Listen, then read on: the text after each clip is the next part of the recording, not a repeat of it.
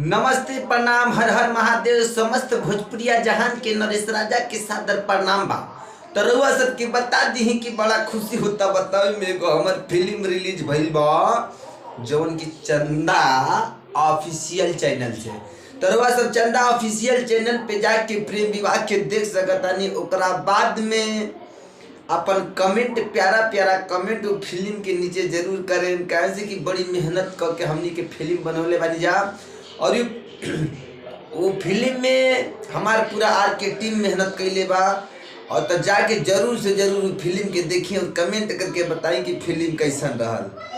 और ओकरा बाद आपके बता दी कि हमार बहुत सारा वीडियो यही तरह चंदा ऑफिशियल से आवत रहेला। एगो अभी आज भी वीडियो रिलीज भइल बा चंपा भौजी की रोमांस। तो सब वो वीडियो की भी देखी, अपन प्यार आशीर्वाद दुलार दी। और भाई के बस यही तरह बनौले रही। चैनल के अगर जे भी सब्सक्राइब नहीं किए तो इस चैनल के सब्सक्राइब सब कर ली। और नरेश राजा की बस यही तरह प्यार देते रही।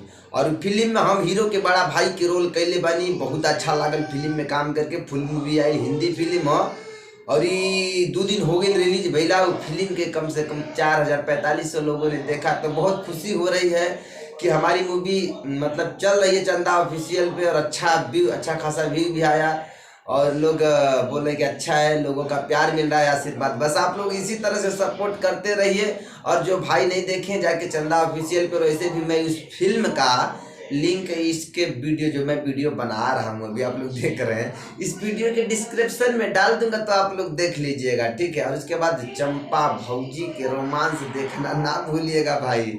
और ओकरा पहले बहुत सारा जो बोलती भौजी के प्यार, बहुत सारा वीडियो चंदा ऑफिशियल पर सब खोज ले तो मिल जाए। बस यही तरह प्यार आशीर्वाद बनौले रही, मोहब्बत। अब जे भी चैनल के सब्सक्राइब नहीं करे चैनल के सब्सक्राइब करी, आगे बढ़ाई अपन भाई के प्यार दी दुलार दी।